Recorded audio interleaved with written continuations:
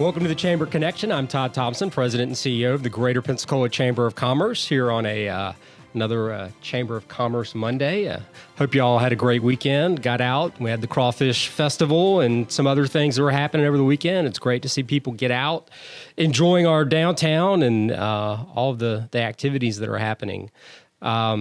So today, we will be talking to Mr. Adam McCloskey. He is the Associate Director of the Florida's Small Business Development Center in Fort Walton and Panama City region. Adam, welcome to the Chamber Connection. Thanks for having us. Yeah, my office is in Fort Walton. I kind of oversee the stuff in Panama City, but I'm over here. You know, I grew up in Pensacola, so I know the area, and whenever my special skills are required over here, I end up over here. So. Right.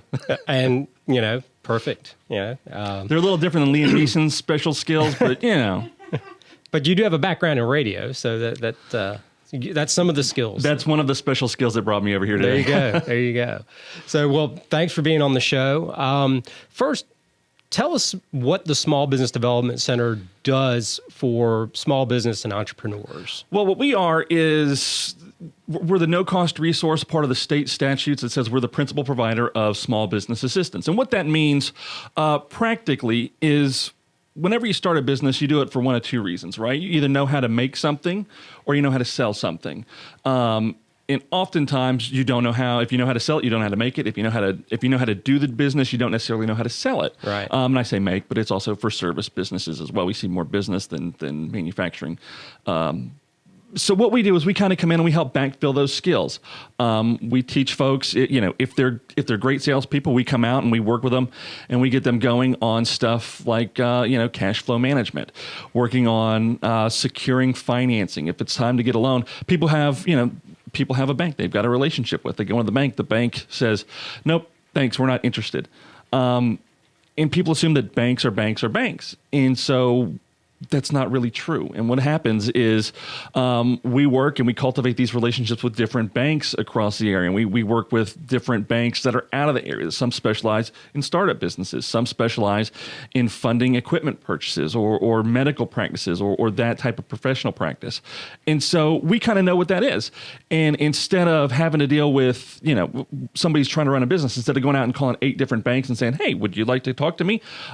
We kind of already know. So we meet with them and we say, all right, let's talk to this bank or this bank. So that's kind of what we do with that. We also, if you are starting up and you say, all right, I want to start this, but I don't know where to go. There's lots of videos online that'll tell you, all right, go to Sunbiz, go get your EIN number, go, get your business tax receipt from the county, all those things. But we kind of help fill in the gaps and say, all right, well, what about the S Corp election? You're going to do that for your taxes. We can kind of help guide people through there. We're not lawyers. We do have a couple accountants, but we don't really practice as accountants. But what we do is whenever somebody has something that they've got a question about accounting, what we do is we help them get the background of it. So whenever they do go talk to their accountant, instead of paying $50 an hour for 3 hours, they can get it done in one. So we save them time and we save them money by providing them with that background. Now, so our listeners understand, most of your services are free. Is that correct? They're all no cost, no direct cost, I should say, because, as I mentioned, we're part of the state has put us in the statutes as the principal provider of business assistance, so we're funded through the state. UWF matches some funding that we also get through the Small Business Administration. That goes way back in the late 60s, early 70s. UWF is actually one of the pilot programs, the 8 in the nation in the early 70s, that said, we need to figure out some way to help these small businesses. And our model's changed a lot since then. It used to be they'd walk them down to the post office and show them where the forms are. And now, that world has completely changed. So, yeah, what it is people were coming out and they needed a way to figure out how to do it. And they saw that the failure rates for early startups were so high. And they said, we got to figure out a way to help that. And so they funded us through the universities, and some are funded through different organizations, but here it's through UWF. And so whenever they do that, they say, all right, do the services for no charge. So all of our services are absolutely no charge. Now, sometimes we offer classes, then we've got materials fees and stuff like that. Sometimes we have to pay room rental. So we will offset that cost a little bit for some of our classes. But even right now, we've moved all online for our classes. And right now, those are all no charge as well. I think we have one coming up. Today is the 2nd. Or I didn't adjust my watch. We have one coming up on the 5th or the 6th that's about starting a business after a pandemic. Okay. I'm doing one for folks that are looking at buying a business coming up at the end of the month. So we've got a whole list of them, a list of those classes. Those are all no-charge webinars right now at sbdc.uwf.edu. So you mentioned the class that's coming up, starting a business after the pandemic. Have you seen either an uptick in entrepreneurship and starting small businesses, or a pivot to certain types of business? What's sort of the trend you've seen since over the last year or so? We are seeing a lot of people that are getting into it, right? A lot of people lost whatever they were doing last year. It kind of went away whenever people stopped going out. So they said, all right, I got to figure something out. So they started their own thing. So we are seeing a lot of people that are doing that and starting up whatever it is they were doing for somebody else. Now they're doing for themselves because they lost their opportunity to do it, and they lost that. One of the reasons people work for someone and have a job is because it's more secure. There's a safety net there with that biweekly paycheck. When that goes away, there's no safety net. It's like, all right, I've got to go start something myself. I've got to figure out what to do. And so that risk is introduced into what they're doing. So they might as well do it for themselves. So we are seeing a fair amount of people starting up and figuring out what it is they want to do, or transitioning from something else. If they had a small restaurant that's, it just didn't make it through the spring, they said, all right, well, I was running the restaurant, but before I did that, I worked at an insurance agency. So I'm going to go start an insurance agency myself. So we're seeing a lot of that where people are either going back to what they did before or expanding their skills. But starting up a business right now is something that's we're of. Yeah. So you mentioned restaurants. So there's a new program that's just opening up today for restaurants that will allow them to get some relief. Talk about that a little bit. Yeah, the federal government's put out a lot of programs, and we all remember the PPP. You still have a chance to get that through the end of the month if you've not done that, or even if you did it once, there is a second draw available, and we can, if you call our office or visit our website again, sbdc.uwf.edu, we'll put you with a consultant that's worked with people through PPP applications and help get you guided in the right place for that. So that's still going on, and the Restaurant Revitalization Fund, the RRF, is it opened today, and what that is, that's going to be, I don't know that they like to use the word grant, but it's basically a grant. And most restaurants are going to be eligible if you're under 20 locations, and there's a whole bunch of different qualifications. But if you're under 20, the typical restaurants we see around here will fit into that. And they also did a good job of making sure that different businesses are available too. Like if you run a tap room for a brewery, as long as I think it's 30% of your sales are direct to consumer out of your facility, you're eligible. So you can still have that distribution network to where you're into the Publix or whatever grocery store. But as long as you're doing it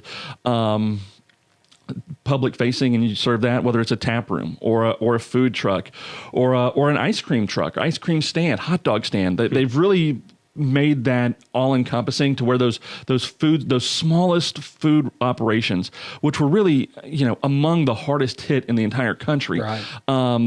They came out this year and they finally said, all right, let's figure out how to give those folks some help. And that's what's come along with the RRF. And that portal opened today. There's some sample applications. We can help walk you through that, get you through the forms. Again, just go to our website, say register for consulting. It's no charge. sbdc.uwf.edu. You click request consulting. And within 2 or 3 days, we're going to get back to you. Okay. And how long is that program open? They've got some different things that they're doing it in terms of size and who can apply when. So you've got a little bit, but this is one, like the first time we had the EIDL and the advance there, where funding ran out before the application period ended. I wouldn't be surprised if that's going to happen with this one. We don't work the SBA funds us, but we don't have like special contacts with the SBA or anything like that to know exactly what they're expecting.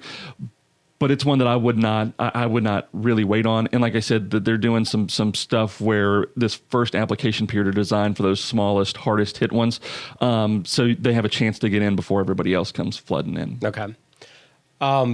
Big topic right now is there are jobs out there, employees are needed, but there are also businesses that need to retain employees because there is competition for employees. And so is that something that y'all provide resources for, training, that sort of thing? We do. My boss, the regional director, he's got a background in HR. He ran HR for a couple plants, or plants would.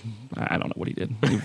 He'll tell you about it, and it involves logs and auto parts. I don't know. Auto parts made a lot. Maybe he was making Flintstones cars. I'm not sure. Right. But we help folks come through and figure out what those issues are, right? Because what motivates people in different businesses are different than business to business, I should say. Like I've had several companies who are landscape companies, and they're constantly facing turnover in employees. Just because somebody will see a crew working on a yard, they'll come up and they'll say, "Hey, what are you making?" $10.25. I'll pay you $10.35. Be here tomorrow. And so they'll leave for 10 cents an hour in that industry. And so I've worked with folks and just saying, "Hey, you know what? You could give them 10 cents more per hour. Or what if we just provided lunch for them? You can go get a couple pizzas for $10. It's going to be less than you would spend. But if you're giving them lunch, they're going to say, boy, they care about me." And so that's, that's on one end of it. When it gets to something different, I mentioned insurance agencies. Maybe, something that keeps somebody there is you give them an extra week of vacation a year. Right. Let's talk through that. And I always tell people my favorite answer is, I don't know. Let's find out. And so we'll talk with you. We'll figure out what's going on, and then we'll sit there, and whether it's, I grab Kelly or I grab one of the other consultants in the office and I talk through it, or I spend half a day Googling stuff to see what everybody else in your industry is doing. We work through that. And we try to figure that out, and come up with different ways to motivate the people that you do have. Mm-hmm. And that's something that we all do, right? We've all got different specialties, but we all try to really, really help people figure out what that pain point is and figure out what's the solution to it. And sometimes it might not be me. Maybe it's Leslie in the office that has experience. Her family has run like grocery and convenience stores, so she kind of understands that a little bit more. We got Glenn in the Pensacola office who's very big into, personal improvement and betterment and stuff like that. So if that's what your people are after, maybe he has some ideas. And we've got, between Pensacola and Panama City, with everything, we can do it all online now. We've got, 20, 22 consultants now. Okay. So we've got somebody that can step in and figure out, the best way to help. And like I said, we don't have the answers, but we can help you talk through them. Right. And just to be clear, SBDC is not an employment agency, but you all do have these resources for businesses. Right. And we help you figure out, what's the best place to target employees. If there's some of that going on, whatever it is that pain point is, we can't keep them. We can't find them. We don't have answers, but, maybe we can help figure out what you've done in the past and bring an outsider's perspective to figure out how to pivot to something different. That's the type of stuff we can do. But yeah, we're not an employment agency. We don't have a pool of people that are sitting there going, oh yeah, we can just pull this person. Right. But what we can do is, there's some great employment agencies in the area, and we're members of basically every chamber, and right. So are those guys. So we can make those connections with you. And if you need to go talk to one of those employment agencies, we can do the warm handoff, right, where we can say, all right, call this person. I'm going to call this person. I'm going to tell them to expect your call. And then again, we give them sort of that background. So whenever the business owner calls them up, they don't have to go through that 3-hour explanation of what it is they're doing, what they're trying to accomplish, because they've already got that background and they understand a little bit. And the questions are more direct and more pointed towards finding solutions than finding background. Right. So you mentioned you're doing everything virtual right now, but we're moving in the right direction in terms of vaccines, that sort of thing. Once you do go back in person, how does that usually look and where do you offer classes? One of the things that is in the state statute is, or this, I think this actually is from the federal through the SBA charter, is that we don't want people to have to go more than an hour to meet one of us. in driving. And we've got an office right over at the campus here in Pensacola. We've got one at the there's EDOs, EDAs, and EDCs. Right. I think EDC is the one that Santa Rosa County has over in Milton. So we've got one over there. We're in the Gulf Breeze Chamber. We're in the Navarre Chamber, the Crestview Chamber. We got our office in Fort Walton, Panama City. We're up in Mariana. We're looking at over in Port St. Joe, Destin. We've got these locations all over the place, and we can meet people there and have people come in and meet us there. Sometimes if it's if the question is about what does it look like here in our office. And as an example, there is a body shop that I've worked with, and he went to like the body shop training school that teaches them the best way to operate. And he said, come out and look. And we went one day, and then we came back after they made the changes, and they went from moving the cars around to the different mechanics areas to moving the mechanics and got on these big rolling toolboxes, and it made a big difference. And so that's the type of stuff that might require us to go out to a location and do a survey there and kind of see what's going on with operations. We've got one of the guys that we brought in the last year. He's got a ton of experience in restaurant operations. Actually, a big national chain moved him down here, and he was doing that, running their restaurant over in Destin. Before he came over to us.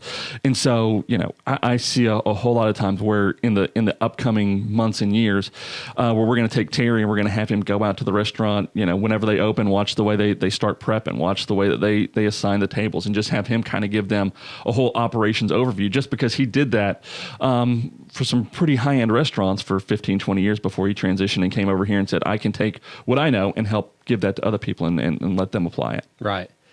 So say, I have my idea, I have my business that I'm just getting started. I'm excited. I've got my, whether I'm making widgets or I'm telling you how to use widgets or I'm repairing widgets, I'm ready to go.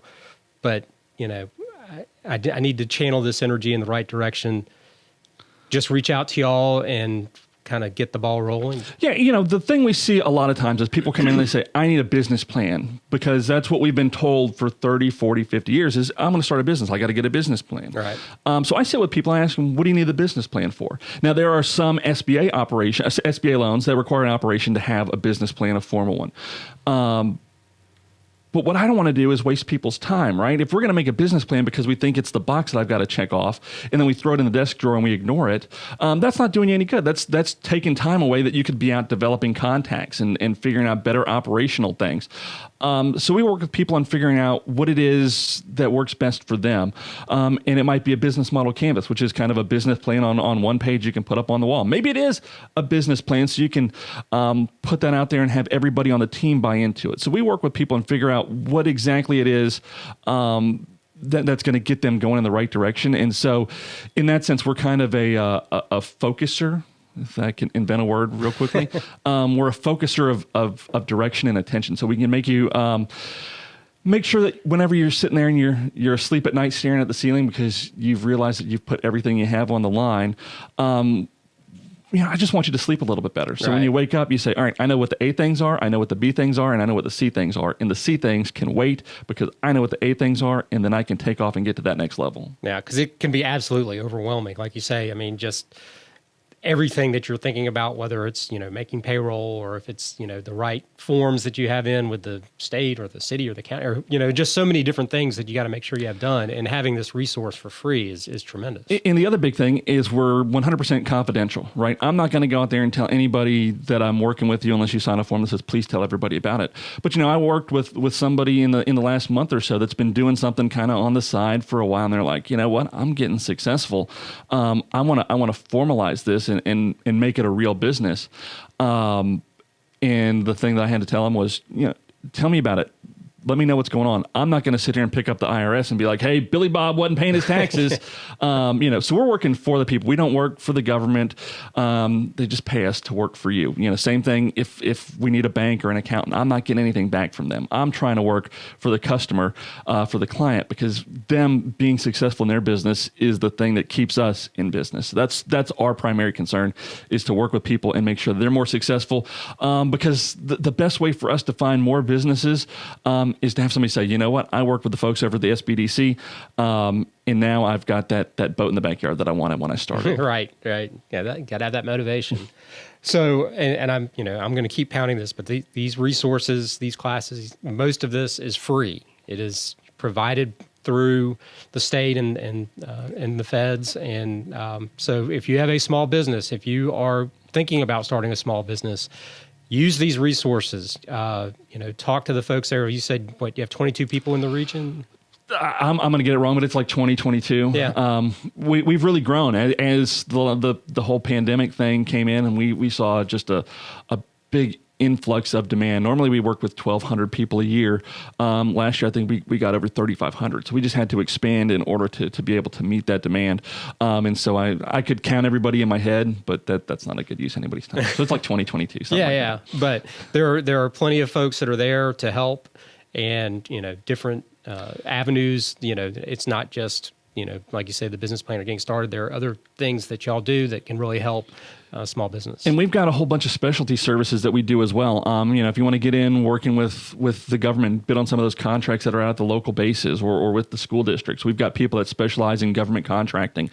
Me and another young lady in the office, Aisha, we have certification in business valuation. So if you need to buy or sell a business, we can help figure out the right price for that.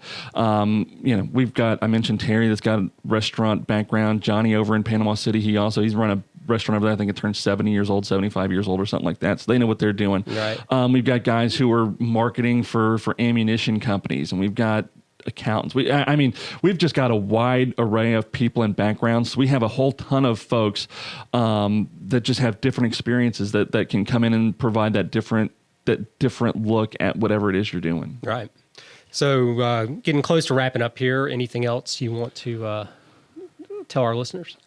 Just that, whatever it is, every business that comes in with a problem, it's a different problem than what we've dealt with before. So, I can't sit here and say, oh yeah, this is the problem that, whatever it is, let's talk through it. Like I said, we might not have the answers, but the answer is usually within that person that's running the business. And we prod and provide research and help, ask questions so they figure it out. And so that's really the thing that we do the best, is help people go from one level up to the next. I always talk about when you hit that plateau and you're like, all right, we've gotten here and we want to go to that next level. That's where we really excel, is getting people to that next level. So check out the website, sbdc.uwf.edu, fill out the registration for consulting, and we'll be in touch. There you go. Well, Adam McCloskey, Associate Director of Florida's Small Business Development Center here in Northwest Florida. Really appreciate the time today, and a lot of great information. Again, these resources are free. So if you have questions, if you are thinking about starting a business, have started a business, and are kind of stuck, reach out to these folks. They're smart. They are all over the place. They know what's going on, and they know how to help you. So use them. But again, Adam, thanks for being on. Thanks for having us, and you might as well you already paid for it with your taxes. So. There you go. That's how you got there. So, just a few chamber updates before we wrap up here. We have our Clays for Commerce skeet shoot is next Friday, May 14th at the Santa Rosa Shooting Center. If you still want to get a team, or if you want to come out individually, we can help you out there. You can check out our website, PensacolaChamber.com, with more information on that. I do want to let everyone know we are into our new chamber offices. We are located at 418 West Garden Street. It's the CoLab building. We're on the 4th floor. We will be having a grand opening public event on May 20th at 5 p.m. It's sort of a business after hours grand opening. So we're very excited about that. You are welcome to come by our new offices. There's still a little dust and things that need to be finished up. We're waiting on some furniture, that sort of thing. But we are open, and if you need us, reach out to us. And just, check out all of our social media outlets, Instagram, Facebook, Twitter. We're trying to reach out to as many people as possible. And then one other event real quick, we have our legislative wrap-up breakfast. It'll be on Tuesday, I believe it's Tuesday the 18th. And just a lot happened this past session, and we'll be excited to hear from the Gray Robinson lobbying team on what's happened, how it's going to impact business. So if you want tickets, again, there's some available, PensacolaChamber.com. And looking at a great week, folks. Lots happening. Let's keep the momentum going, and we're going to be here to keep you connected on the Chamber Connection.